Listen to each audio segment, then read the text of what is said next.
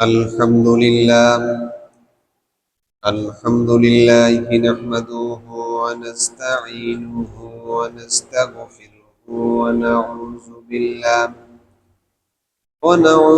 بالله من شرور أنفسنا ومن سيئات أعمالنا من يهد الله فلا مضل له ومن يضلله فلا هادي له ونشهد أن لا إله إلا الله وحده لا شريك له ونشهد أن سيدنا وحبيبنا ومولانا محمدا عبده ورسوله الذي أرسله بالحق بشيرا ونذيرا وداعيا إلى الله بإذنه وسراجا منيرا فقد قال الله تعالى في كلامه المجيد وفرقانه الحميد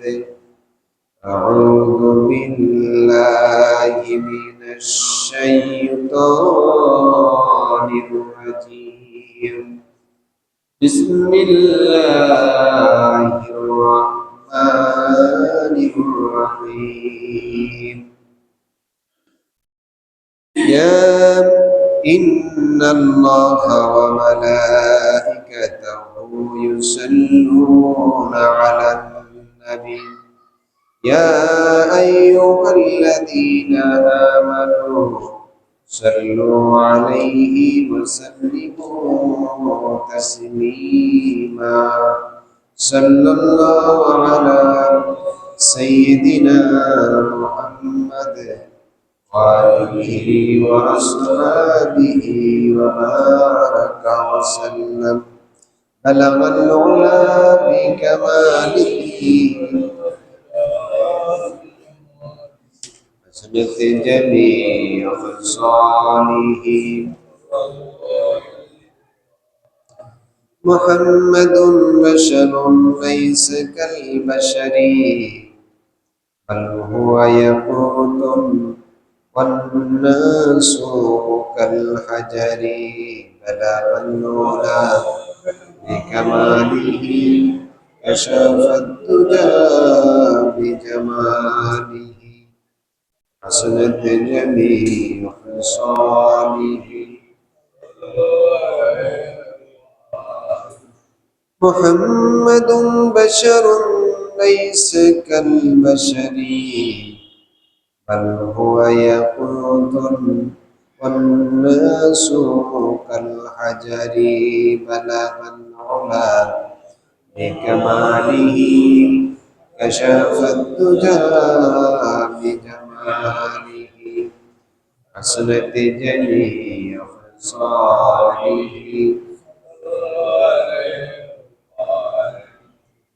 আল্লাহ তাআলা দরবারে শুকরিয়া আদায় করছি। আমরা সকলে পড়ি আলহামদুলিল্লাহ। মাহে পবিত্র সেই মুহররম মাস, আজকে তার দ্বিতীয় জুমা, 10 তারিখ। গুরুত্বপূর্ণ ঐতিহাসিক এই দিনে আমরা আল্লাহর দরবারে উপস্থিত হয়েছি। আল্লাহ তাআলা আমাদের সকলকে কবুল করুন। এই দিনে আল্লাহ তাআলা গোটা আকাশ এবং জমিন সৃষ্টি করেছেন, আবার এই দিনেই মুহররমে গোটা আকাশ জমিন আবার শেষ হয়ে যায়।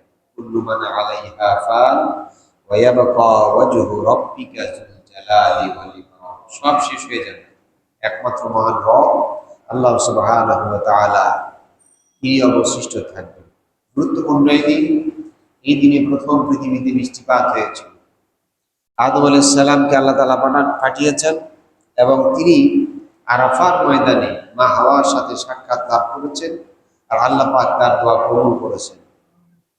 নূহ আলাইহিস সালাম তিনি আল্লাহর একজন প্রেরিত জালিলুল নবী এবং রাসূল। তিনি প্রথম রাসূল যার কাছে আল্লাহ তাআলা ওহী নাযিল করেছেন।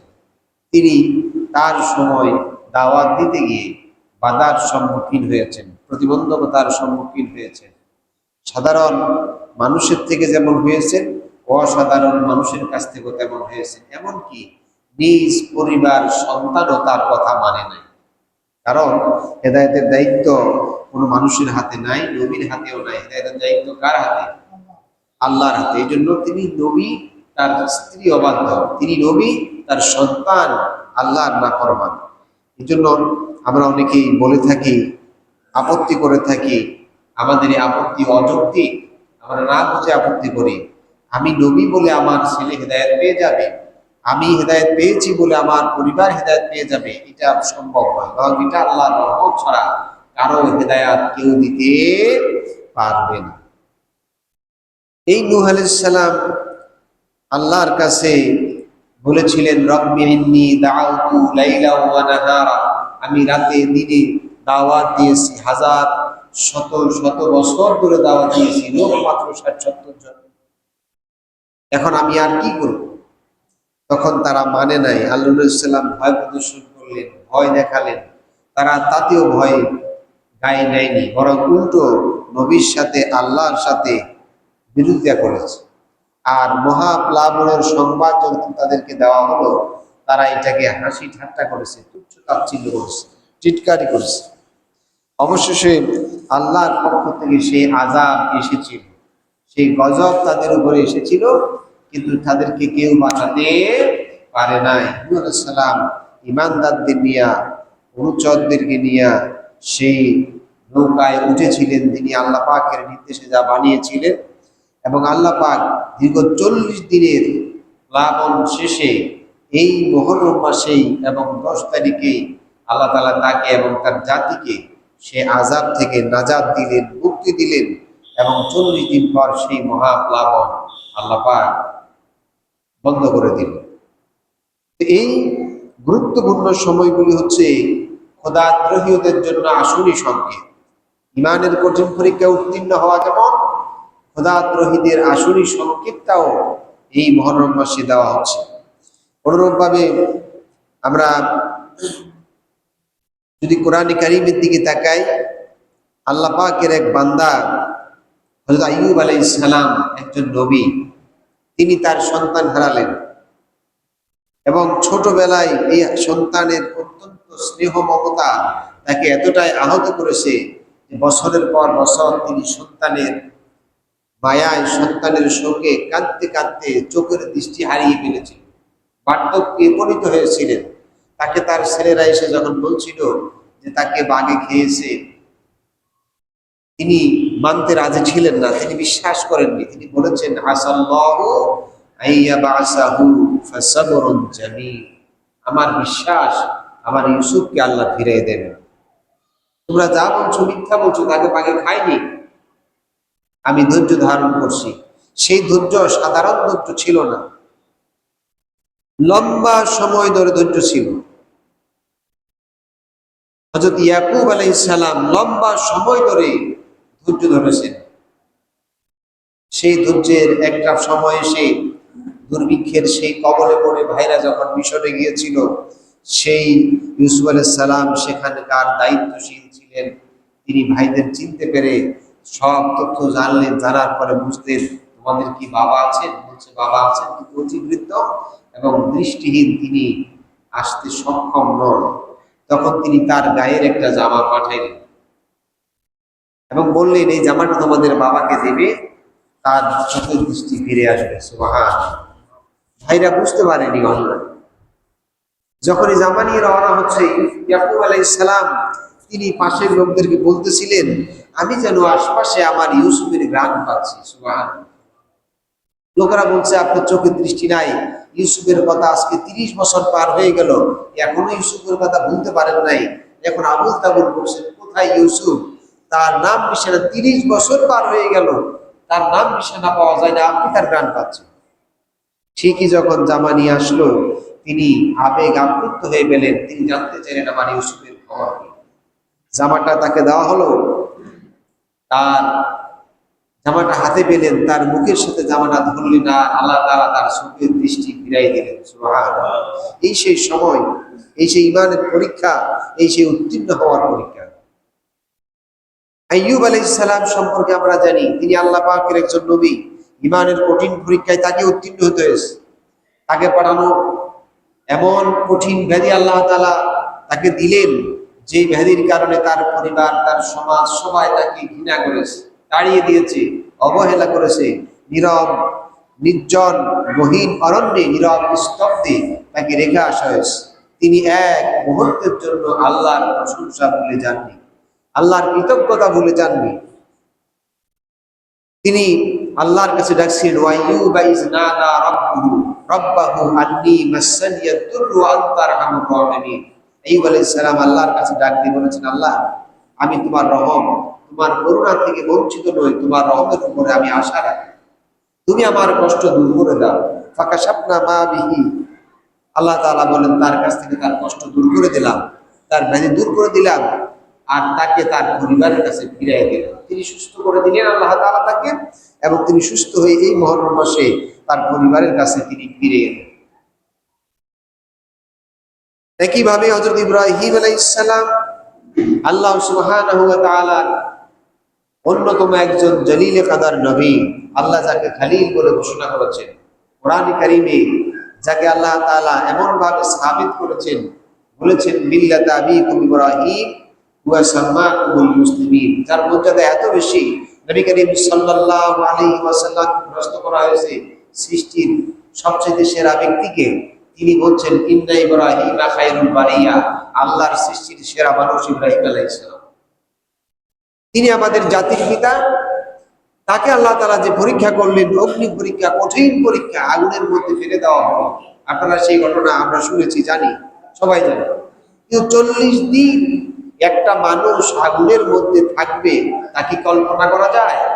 40 দিন পর দেখা গেল তাকে সুস্থ স্বাভাবিক অবস্থায় নিরাপদে আল্লাহ তাআলা সেই আগুন থেকে নিরাপদে সসম্মানে আল্লাহ বের করে দিলেন। এই মুহররম মাস ঈমানের সেই পরীক্ষার দৃষ্টান্ত বহন করে। এরপরে আছে মূসা আলাইহিস সালাম এবং তার সাথে অসংখ্য নবীর রক্ত দিয়ে যার হাত রঙে, হাজারো লাখ লাখ নারী এবং শিশু মুমিন মুমিনাতের রক্তে যার হাত রঙিন, খোদাদ্রোহী সেই পরাক্রমশালী দুরাচারী অবাধ্য সেই ব্যক্তি ফেরাউন চূড়ান্ত পর্বে এসে যখন মূসা আলাইহিস সালামের দিকে হাত বাড়ালেন, আর মূসা আলাইহিস সালাম যখন তাকে ঘোষণা করা হলো যে ইয়াকুব আলাইহিস সালাম যেই মিশর এবং যেই বর্তমান ফিলিস্তিন তার অধীনে ছিল, তিনি সেখানে ছিলেন। যখন তিনি মিশরে চলে এলেন, এই মিশর ফিলিস্তিন ইহুদিরা দখল করে নেয়। আল্লাহ তাআলা মূসা আলাইহিস সালামকে নির্দেশ দিলেন যে এখান থেকে ফেরাউনের রাজ্য থেকে তোমরা চলে যাও, ফিলিস্তিনে গিয়ে সেখানে গিয়ে তোমরা তোমাদের আবাসস্থল বসতি স্থাপন করো, কিন্তু সেখানে আর যারা দখল করে আছে তারা আবার ফলোয়ার কারিয়াতাইনে আজিম, তারা শক্তিশালী সুঠাম দেহ এবং অত্যন্ত সাহসী যোদ্ধা, তাদের সাথে যুদ্ধ করতে হবে। মূসা আলাইহিস সালাম উম্মতদেরকে বুঝাইলেন আমরা যাইতে হবে সেখানে। লোকেরা প্রস্তুত হলো, এইদিকে ফেরাউনের বাধা, ওইদিকে আবার যুদ্ধের দামামা, ভয় পেয়ে গেল। মূসা আলাইহিস সালামের সাথে কদ্দুর এসে বলছেন ইযহাব আনতা ওয়া রাব্বুকা ফাকাতিলা ইন্না হাউনা কাঈদুন। আছে না কোরআন শরীফে? সূরা নিসার মধ্যে আছে, আপনি যান, আপনার আল্লাহরে নিয়ে যান। কথা বুঝেন নাই মানে? কি বলতেছে? আপনি যান, আপনার আল্লাহরে নিয়ে যান। ইযহাব আনতা ওয়া রাব্বুকা, আপনিও যান, আপনার আল্লাহও যাক। ইন্না হাহুনা কাঈদুন, আমরা এখানে আমরা অবস্থান করছি, আমরা এখান থেকে যাব না। তো আল্লাহ তাআলা গেছেন কিনা তাও বুঝে না। আল্লাহ গেছেন কিনা? গেছে। এমন যাওয়া গেছেন কিয়ামত পর্যন্ত, সেই নিদর্শন আল্লাহ তাআলা এখনো রেখে দিয়েছেন। সেই ঘটনাগুলি বর্ণনা করতে গিয়ে আল্লাহ সুবহানাহু ওয়া তাআলা রাসূলের সামনে ইহুদিরা এসে যখন রাসূলকে বিতর্কিত করছিল আর বলছে আমরা মূসার অনুসারী, মূসা আলাইহিস সালামকে আমরা নবী বলে মানি, আল্লাহ সেই ঘটনাগুলি উল্লেখ করতে গিয়ে রাসূলের সামনে বলছেন যে এই বনী ইসরাঈলের পূর্বসূরি যারা, তাদের এই পরবর্তী অনুসারী যারা, তাদের বংশধররা, আজকের ইহুদিরা আপনার সামনে প্রশ্ন করে, আপনাকে বিতর্কিত করে আপনি তাদেরকে বলেন তোমাদের কাছে যে নবী আসছিল, তোমাদের কাছে যে জাতি এসেছিল, সেই জাতি এবং নবী তোমাদেরকে যে কথাগুলি বলছে সেই কথাগুলি তোমরা তো মানো নাই, বরঞ্চ তোমরা মুসা আলাইহিস সালামকে হত্যা করতে চেয়েছিলে, মুসা আলাইহিস সালামকে বিশ্বাস করো নাই, মানো নাই। এবং এখন মুসা আলাইহিস সালামের পরবর্তী যিনি আল্লাহর প্রেরিত সর্বশেষ নবী, তাকে তোমরা মানতে রাজি না, তোমরা বিরোধ সৃষ্টি করছো। মূল উদ্দেশ্য হচ্ছে তারা আল্লাহর কিতাব মানবে না। তখন আল্লাহর পক্ষ থেকে হযরত মূসাকে বলা হচ্ছিল যে আপনি তাদেরকে একটু মনে করায় দেন, তাদেরকে একটু মনে করায় দেন, ইয়া বানি ইসরাঈল আযকুরু নি'মাতি আল্লাতী আন'আমতু আলাইক, হে বনী ইসরাঈল তোমাদেরকে আমি যে নিয়ামতগুলি দিয়েছি সেগুলি স্মরণ করো, মনে রাখো। কি কি নিয়ামত দিয়েছি? তাদের সময় খাবার আসতো আকাশ থেকে রেডিমেড, বানানো লাগতো না, শুধু সকালে নিয়ে খাওয়া শুরু করা হতো। তাদের প্রয়োজন ছিল পানির, গোত্র ছিল 12টা, এক পানির জন্য সব গোত্রের মধ্যে বিরোধ সৃষ্টি হতো, মারামারি হতো। মুসার কাছে গিয়ে বলল, আমরা এই একটা ঝর্ণা থেকে 12টা গোত্র পানি নিতে পারবো না, আমাদের জন্য 12টা ঝর্ণার ব্যবস্থা করতে হবে। মুসা আলাইহিস সালাম আল্লাহর কাছে আবেদন করলেন, 12টা ঝর্ণা হলো। তারা একের পর এক এইভাবে আবেদন করেছিল। আর মুসা আলাইহিস সালাম আল্লাহর কাছে আবেদন প্রেক্ষিতে তাদের জন্য নিয়ামতগুলি এনে দিয়েছিলেন। তাদের শক্তি, সামর্থ্য, বিবেক, বুদ্ধি কোনো কিছুর অভাব ছিল না। যখনই যা বলতেন মুসা আলাইহিস সালাম আল্লাহর কাছ থেকে এনে দিতেন, নিয়ামতের কোনো অভাব ছিল না। তারা বলছে কয়েকদিন খাবার খাওয়ার পর, মান্না সালওয়া খাওয়ার পর দীর্ঘ সময় বলছে লান নাসবিরা আলা তুআমিন ওয়াহিদিন। মুসা আলাইহিস সালামকে ডেকে এনে বলছেন এই একটা খাবার আর খাবো না। কয়দিন আগে বলছে আল্লাহরে বললেন আমাদের খাবারের ব্যবস্থা করতে, আমরা কাজ করতে পারবো না। এখন বলছে এই রেডিমেড খাবার আমরা খাবো না, আমরা নিজেরা উৎপাদন করে খাবো। তো কি করবেন? আল্লাহরে বলেন মিন বাকলিহা ওয়া কিসাইহা ওয়া ফুমিহা ওয়া আদাসিহা ওয়া বাসালিহা, এই আদা, রসুন, পেঁয়াজ, ডাল এগুলি যেন আমাদেরকে জমি থেকে দেন, আমরা উৎপাদন করব। দিছে কিনা আল্লাহ? এখনো আছে কিনা? আছে। এই নিয়ামতের শুকরিয়া আদায় করতে আল্লাহ তাআলা বলেছেন, মুসা আলাইহিস সালাম বলছেন স্মরণ করো। আর রাসূল করিম সাল্লাল্লাহু আলাইহি সাল্লামকে আল্লাহ বলছেন, হে রাসূল আপনার রব তখন তাদেরকে মুসার মাধ্যমে বলেছিলেন নিয়ামতের কথা স্মরণ করো। আর রাসূলকে স্মরণ করাইতে গিয়ে সেই নিয়ামতের কথা আল্লাহ তাআলা বলছেন, ওয়া ইয তাআযানা রাব্বুকা লাইন শাকারতুম লাযীদান্নাকুম ওয়া লাইন কাফারতুম ইন্না আযাবী লাশাদীদ। তোমার রব ওয়া ইয তাআযানা ফিল মাযির সিগা অতীতকাল, সেই সময় লোকগুলিকে এই আহ্বান করেছিলেন আমার নিয়ামতের শুকরিয়া আদায় করো, তাহলে নিয়ামত আরো বাড়বে। মুসা আলাইহিস সালাম যত আবেদন করছেন তত আবেদন আল্লাহ মঞ্জুর করেছেন। যত নিয়ামত চেয়েছেন সব নিয়ামত আল্লাহ দিয়েছেন। যদি এই নিয়ামতগুলি পাওয়ার পর অকৃতজ্ঞ হও,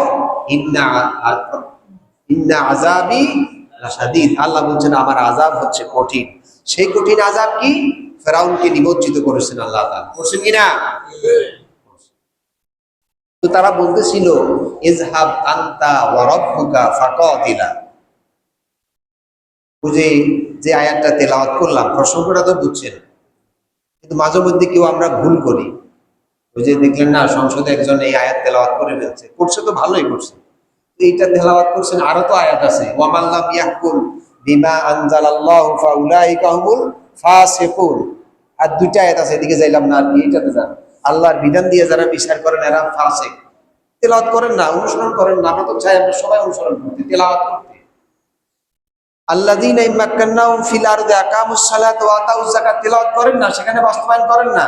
মুমিন বান্দাদেরকে ক্ষমতা দিলে তাদের প্রধান 4টা কাজ আল্লাহ উল্লেখ করে দিয়েছেন। 1 নম্বর হচ্ছে নামাজ প্রতিষ্ঠা করা, 2 নম্বর হচ্ছে যাকাত আদায় করা। ওই যাকাতের ব্যাপারে এই বাজেটে কিছুই করা হয়নি, বরং সুদের মতো জঘন্য খোদাদ্রোহী ও কবিরা গুনাহকে গোটা জাতির উপরে আবহমান কাল থেকে যেভাবে ছিল তা আবার একইভাবে উন্মুক্ত করে দেওয়া হয়েছে। হয় নাই? আল্লাহর যাকাত ব্যবস্থাকে যারা অস্বীকার করে, সুদকে যারা জাতির উপরে চাপায় দেয়, আল্লাহ সতর্ক করছেন আমার নিয়ামতের অস্বীকার করছো, আযাবের অপেক্ষা করো। আযাব কারো জন্য আসবে আল্লাহ ভালো জানেন। আল্লাহর কোরআনকে বিকৃত করার অধিকার কারো মানার অধিকার আছে, জানার অধিকার আছে, কিন্তু বিকৃতি করার অধিকার কারো নাই। মুসা আলাইহিস সালামকে, তার উম্মতকে আল্লাহ কথা স্মরণ করাই দিচ্ছেন, এত নিয়ামত পাওয়ার পরেও আমার নিয়ামত যে অস্বীকার করছো, আযাবে পতিত হবে। যেই লোকগুলি বলেছিল ইযহাব আনতা ওয়া রাব্বুকা ফাকাতিলা ইন্না হাহুনা কায়িদুন, হে মুসা আপনি যান আর আপনার আল্লাহরে নিয়ে যান লড়াই করতে, আমরা যাব না, আমরা এখানে থাকব। সেই লোকগুলিকে 40 দিন পর্যন্ত উদ্বাস্তু হয়ে না খেয়ে দুঃখ যন্ত্রণা কষ্ট লাঞ্ছনা দিয়ে দুনিয়া থেকে বিদায় হতে হয়েছে, যেহেতু তারা অকৃতজ্ঞ হয়েছে। আর মুসা আলাইহিস সালাম কয়েকজন মাত্র সাথী নিয়ে যখন লোহিত সাগরের পারে উপস্থিত হলেন, 3 দিক থেকে যখন আক্রমণ করা হলো, মুসা আলাইহিস সালামের উম্মতেরা ভয়ে পেয়ে বলছে ইন্না লামুদরাকুন, আমরা তো ধরা পড়ে গেছি, বিপদে পড়ে গেছি, আর তো বাঁচার রাস্তা নাই। মুসা আলাইহিস সালাম অভয় দিলেন, কাল্লা রব্বি সায়াহদিন। সুবহানাল্লাহ, কাল্লা অসম্ভব, কখনো নয়, ধরা পড়া অসম্ভব।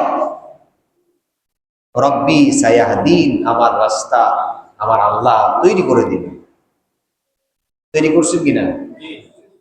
যেই রাস্তা আল্লাহ তৈরি করেছেন কিয়ামত পর্যন্ত আর রাস্তা কেউ তৈরি করতে পারবে? পারবে না। এটা নিয়ামত আল্লাহ। এটা কি? আমার জীবন যৌবন সব আল্লাহর কি নিয়ামত, সবকিছু নিয়ামত। এই নিয়ামতগুলির কৃতজ্ঞতা প্রকাশ করতে হবে। মুসা আলাইহিস সালাম সেটাই করেছেন, তার উম্মতেরা সেটাই করেছেন, কিন্তু যারা মানে নাই তারা তা করেনি। ফিরআউন সেখানে ঢুকলো, আপনারা শুনেছেন অনেকবার। আল্লাহ তাআলা চরম শাস্তি দিলেন, অকৃতজ্ঞদের চরম শাস্তি দিলেন। 900 বছরের বেশি কাল ক্ষমতায় যে ছিল। কত বছর? আমরা তো মাত্র 2 দিন 3 দিন 4 দিন 5 দিন, বুঝেন না মনে হয়। 900 বছরের ক্ষমতাশালী প্রভাবশালীকে পানিতে ডুবে মরতে হয়েছে। আর মুসা আলাইহিস সালামকে আল্লাহ এদিন রক্ষা করেছেন। এই জন্য এই আশুরার রোজা রাখা হয়। ইহুদিরা রোজা রাখতো, মদিনায় এসে রাসূল দেখলেন তারা রোজা রাখছে। প্রশ্ন করা হচ্ছে কেন রোজা রাখো? বলছে মুসাকে আল্লাহ এদিন বাঁচাইছেন আর ফেরাউনকে নিমজ্জিত করেছেন, এই জন্য আমরা রোজা রাখি। আমাদের রাসূল নির্দেশ দিলেন রোজা রাখো। খালাফুল ইয়াহুদ, ইহুদিদের বিপরীত, কাবলাহা আও বা'দাহা, ওই দিন একটা রাখো, তার আগে একটা অথবা তারপরে আরেকটা। রোজা রাখবো, কিন্তু এই আশুরার রোজা রাসূল বলেছেন রমজানের পরে শ্রেষ্ঠ মাস হচ্ছে মুহররম মাস। অন্য বর্ণনা এসেছে শাওয়াল মাসের 6 রোজার কথাও এসেছে। এগুলি অত্যন্ত গুরুত্বপূর্ণ, ফজিলতপূর্ণ। এই মুহররমের 10 তারিখের যে সর্বশেষ কথাটা বলি, সেটি হচ্ছে নবী করিম সাল্লাল্লাহু আলাইহি ওয়াসাল্লাম তার কলিজার টুকরা ইমাম হাসান এবং হুসাইন রাদিয়াল্লাহু তাআলা আনহুমা রাসূলুল্লাহর ইন্তেকালের পর খেলাফতের যে রিসালা ছিল, যে সিলসিলা ছিল, খেলাফতের এই সিলসিলা কিন্তু মুয়াবিয়া রাদিয়াল্লাহু তাআলা আনহুর পর চরমভাবে নিষিদ্ধ হয়ে গেল। মুয়াবিয়া রাদিয়াল্লাহু তাআলা আনহুর ছেলে ইয়াজিদ, তিনি ক্ষমতায় আসলেন, কিন্তু আল্লাহর কোরআন এবং বিধান দিয়ে চলবে না এমন ফরমান জারি করলেন। এর আগে চলছে কার বিধান দিয়ে? আল্লাহর বিধান দিয়ে পুরো জাতি চলেছে, দেশ চলেছে। ফরমান জারি করেছেন, ইমাম হুসাইন বিদ্রোহ ঘোষণা করলেন। আল্লাহর বিধান দিয়ে যে ব্যক্তি মানুষের ফয়সালা করে না, সে তো জালিম। ওয়ামান লাম ইয়াহকুম বিমা আনজালাল্লাহু ফাউলাইকা হুমুজ জালিমুন। এই জালিমের বিরুদ্ধে তিনি বিদ্রোহ ঘোষণা করলেন। তাকে কুফায় আমন্ত্রণ জানানো হলো, তিনি ভুল পথে চলে গিয়ে কুফায় চলে গেলেন, এবং সেই পথ ছিল তার জন্য পূর্বেকার ভবিষ্যৎবাণী মনে পড়ল। রাসূলুল্লাহ একদিন তাকে বলেছিলেন, এই এই সময় হবে, এই এই দিন হবে, তোমার ঘোড়ার পা দেবে যাবে, তখন বুঝবে তোমার চূড়ান্ত ঈমানের কঠিন পরীক্ষার সময়। তখন ইমাম হুসাইন রাদিয়াল্লাহু তাআলা আনহু কারবালার সেই ঘটনা আপনারা সবাই জানেন। 70 জন লোকের ভিতরে 32 জন নারী এবং শিশু, বাকি কয়জন পুরুষ ছিলেন সবাই আপোষ না করে শাহাদাত বরণ করেছেন। এবং তাকে, তিনি রোজারত অবস্থায় ছিলেন। ওই যে রাসূলুল্লাহর রোজা, আমরা রোজা রেখে তো খাবার প্রস্তুতি নেই, তিনি জালিমের বিরুদ্ধে জীবন দিতে প্রস্তুত হয়েছেন। তিনি আসরের নামাজের পর সবাই শেষ একা ফোরাতের নদী উন্মুক্ত করে ফোরাতের তীরে গিয়ে পানি নিলেন। হাতের থেকে পানি পড়ে গেল, পানি পান করলেন না। তার মনে পড়লো রাসূলুল্লাহর কথা, তিনি চিন্তা করলেন হাত থেকে পানিটা পড়ে গেল, আমি যে এখন পানি পান করবো, এই পানি তো আমার জন্য পান করা সম্ভব না। কারণ আমার নবী মুহাম্মদ রাসূলুল্লাহ সাল্লাল্লাহু আলাইহি সাল্লাম আমাকে যে ভবিষ্যৎবাণী করেছিলেন, এটা তো সেই সময়, এটা তো সেই তারিখ, আমার জন্য আমি রোজা রেখেছি, আমার জন্য মুহাম্মদ রাসূলুল্লাহ জান্নাতের দরজায় আমার ইফতারি নিয়ে অপেক্ষা করছে, আমি শাহাদাত বরণ করে আমার রাসূলের হাতে ইফতার করবো। সুবহানাল্লাহ। আজকে আমরা কারবালা হাই হোসেন, হাই হোসেন, হাই হোসেন। আজকে কারবালা, আজকে মুহররম মাসের 10 তারিখ, আজকে ভালো ভালো খাইতে হবে, আমরা এই সুন্নাত পালন করি। আশ্চর্য কথাবার্তা। মুহররম, কারবালা হচ্ছে অত্যাচার, অনাচার, ক্ষুধাদ্রোহিতার ভিত্তিতে ঈমান এবং তাওহীদের উপরে আল্লাহর বিধান দিয়ে জীবন পরিচালনার এক চরম নিদর্শন, চরম সাক্ষী। প্রিয় ভাই সব, আপনারা মনে কষ্ট নেন অনেকেই যে এইভাবে এইসব কথা হুজুর বলেন কেন? এই সব কথা বলি আমার লাভের জন্য নয়, এই সব কথা বললে আমার বেতন বাড়বে না, এই সব কথা বললে হুজুরদের চাকরি যায়, কিন্তু তারপরে বলা বন্ধ হবে না। কারণ এই কোরআন যতদিন জমিনে আছে ততদিন আমরা আছি, কোরআন যতদিন জমিনে চলবে আমরাও চলবো, কোরআন যেদিন জমিনে থাকবে না আমরাও থাকতে পারবো না। বিশ্বাস করো, পৃথিবীর সমস্ত মানুষের তৈরি করা মতবাদ, সমস্ত মানুষের আইন আপনারা আমরা কি সবাই যদি একত্রিত করি, কোনদিন কিয়ামতে আমাদের একটা উপকারেও কথা কোন আসবে? তো যেইটা আমার অনন্ত জীবনে পরপারে কোনো উপকারে আসবে না, বরং ক্ষতি হবে, সেইটার পিছনে আমরা কেন দৌড়াবো? সেইটার পূজা কেন করব? অথচ যে কোরআন ছাড়া আমাদের নাজাত হবে না, সেই কোরআন কেন মানব? দুর্ভাগ্য, আফসোস জাতির জন্য।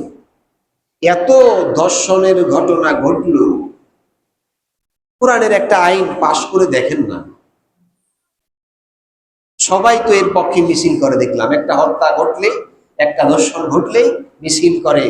আসিয়া বলেন, রামিসা বলেন, আরো আরো অনেক পেছনে চলে গেছে নি, কয়দিন মিছিল মিটিং হয়, তারপরে এটা আসতে পরের পৃষ্ঠায় চলে যায়, আর কাজ হয় না। রাসূলুল্লাহ আল্লাহর এই বিধানটা মানেন না, এটা মানাই তো শুকরিয়া। এটা মানা কি? জেনাকারীর শাস্তি, ধর্ষণকারীর শাস্তি কোরআনে বর্ণিত আছে না? এইটা মানাই তো শুকরিয়া। আল্লাহ আমাকে দায়িত্ব দিয়েছেন, আমি এটা মানবো, আল্লাহর বিধান অনুযায়ী বিচার করব। এটা না করলে তো আযাব আসবে, ধর্ষণ একের পর এক হবে। এই যে কালকে দেখলাম এক বাড়িতে 60 জনকে খুন করেছে, প্রকাশ্যে গুলি করা হচ্ছে। মনে হয় যেন সাউথ আফ্রিকা, যেটা শুনতাম, ওই যে খ্রিস্টানরা এসে ব্যবসায়ীদেরকে কয়েক সেকেন্ডের মধ্যে নিতে হবে, না হয় গুলি করে দিয়ে চলে যায়। এটা এখন তো মিডিয়ায় দেখা যায় মাঝে মধ্যে, এটা আমরা শুনতাম, এরকম অনেক ক্লাসে জানাজাও পড়ছে কিনা। তো সাউথ আফ্রিকার সেই খ্রিস্টানরা এখন আর আমরাও তাদেরকে ফেল করেছি, এখন সেখানে দেখা লাগে না, আমরাও প্রকাশ্য দেখি। দিন দুপুরে মানুষের বাড়িতে গুলি হচ্ছে। কেন? প্রশাসন নাই, আইন নাই, নির্বাচিত সরকার আছে, এত মানুষ আমরা, এরপরে কয়েকজন অপরাধী দুঃসাহসিক করে হয়। শুধু কারবালা আমাদের মুখে আছে, আমাদের বাস্তবে নাই। অপরাধী দেখলে যেখানে দেখবেন সেখানে দমন করবেন। মানরা মিনকুম মুনকারান ফালিয়ুগাইয়িরু বিয়াদি। ইমাম হুসাইন আল্লাহর বিধানের বিরুদ্ধে কথা বলেছে রাষ্ট্র, সেই রাষ্ট্রের বিরুদ্ধে জিহাদ ঘোষণা করে শহীদ হয়েছেন। আর আমরা একটা চোর দেখলে বাধা দেই না যদি আমার সাথে সম্পর্ক খারাপ হয়ে যায়, একটা ঘুষখোর দেখলে বাধা দেই না যদি আমার সাথে সম্পর্ক নষ্ট হয়ে যায়, একটা ডাকাত দেখলে বাধা দেই না যদি আমার উপরে রাগ করে। আমাদের অবস্থা এরকম হয়েছে, আশ্চর্যজনক অবস্থা আমরা পরিণত হচ্ছি। আর আমরা লাইন শাকারতুম লা আযীদান্নাকুম, আযাব তো আসতেছে রে ভাই, আযাব আর কি? প্রতি রাত্রে চুরি হয়, আশ্চর্য হয়ে যাবেন আপনারা, আশ্চর্য হয়ে যাবেন। আমার বাসায় একটা কুত্তা আছে, কুত্তাটারে কোবাই দিছে। এই অবুঝ প্রাণী কি ক্ষতি করেছে? আমার ঘরের দরজায় সে বসা, ওখানে কোবাই দিছে তাদের। তার অপরাধ একটা, সে অপরিচিত লোক এখানে ঢুকতে দেয় না। এই কুত্তার চাইতেও তো তারা নিকৃষ্ট। উলাইকা কাল আনামি বাল হুম আদাল্ল। এত কিছুর পরেও আল্লাহর বিধান মানুষ মানতে চায় না। আমরা তো দেখছি প্রচলিত আইন দিয়া গত 56 বছর তো দেখছি। আমাদেরকে একটু 2-4-5 বছর দেখান না আল্লাহর আইন দিয়া, দেখি সংশোধন হয়। আল্লাহর কথা সত্য না আমাদের কথা সত্য? এত আসতে বললেন? আল্লাহর ওয়াদা, ফালিয়াবুদু রাব্ব হাযাল বাইত। আল্লাহর কাবা ঘরকে ইন্ডিকেট করে রাসূলকে আল্লাহ বলছেন এই ঘরের মালিকের গোলামি করা উচিত। গোলামি করলে কি কি লাভ হবে জানেন? আল্লাযী আত'আমাহুম মিন জু', ক্ষুধার সময় তিনি খাবারের ব্যবস্থা করবেন, অর্থনৈতিক সচ্ছলতা দেবেন, আর সকল ধরনের নিরাপত্তাহীনতায় ভীতির ভিতরে নিরাপত্তার ব্যবস্থা করবেন। আপনারা বলেন, চোরের হাত কাটার বিধান যদি আমাদের দেশে সমাজে বাস্তবায়ন হতো, আমাদের দেশের হাজার হাজার কোটি টাকা পাচার করার সাহস কি কেউ করতো? করতো? তা আমরা তো আল্লাহর বিধান মানছি না, এই জন্য আমাদের টাকা চলে যাচ্ছে সেখানে, এখন ব্যাংকে টাকা নেই। তারপরে এই যে কালকে দেখলাম আমাদের একটা নাগরিক বর্তমানে 1,30,000 টাকা ঋণ আমাদের। কত? ক্রমান্বয়ে বাড়তেছে না কমতেছে? কথা বোঝা যায় কিনা? না, মুক্তি পাবেন না। বেতন তো বাড়ছে, বেতন কয়জনের বাড়ছে? 20 লাখ 30 লাখ কর্মকর্তা কর্মচারী সরকারি, আর 20 কোটি মানুষের কি অবস্থা হবে তা চিন্তা করবেন না? আসুন, আমি সেই কথাটাই বলতেছিলাম, বেতন বাড়ুক বা কমুক সেটা নয়, আমি আপনাদেরকে যেই মেসেজটা দিতে চেয়েছিলাম, আল্লাহর হুকুম যদি মানা হয় শান্তির ব্যবস্থা আল্লাহ করবেন, অপরাধ থাকবে না। কারণ এখানে পরিকল্পনাগুলো আল্লাহ দিয়েছেন, মানুষ দেয় নাই। কে দিয়েছেন? আর এটা বোঝার জন্য রাসূলুল্লাহর দৃষ্টান্ত আপনারা দেখেন না? রাসূলুল্লাহর সময়, তার পরবর্তী সময়ে গরিব খুঁজে পাওয়া যাইত না, চোর খুঁজে পাওয়া যাইত না। কেন পাওয়া যাইত না বলেন? কারণ জানে চুরি করলেই রক্ষা নাই, অভাবে পড়লে রাষ্ট্রের কাছে গেলে রাষ্ট্র তার অবস্থা পরিবর্তন করে দিচ্ছে, তাকে স্বাবলম্বনের ব্যবস্থা করে দিচ্ছে। আমার দেশে কি তা হয়? কারণ মানুষের মনের ভিতরে আল্লাহর ভয় থাকে না, তখন তার সপক্ষে যা করা তাই সম্ভব। এই সেই কারবালা, যে কারবালায় ইমাম হুসাইন সত্যের পক্ষে, কোরআন এবং সুন্নাহর বিধান বাস্তবায়নের পক্ষে জীবন দিয়েছেন, কিন্তু সেই বাস্তবায়ন আজ আমাদের মনে নাই। আমরা শুধু এক শ্রেণী আছে হাই হোসেন করে নিজের গায়ের রক্ত ঝরায়, আঘাত করে, আর আমরা ভালো ভালো খাই, রোজা রাখি, এই আমাদের কারবালা শেষ। তবে কোরআন ছাড়া কোন জাতির নাজাত আলাইহি তাওয়াক্কালতু।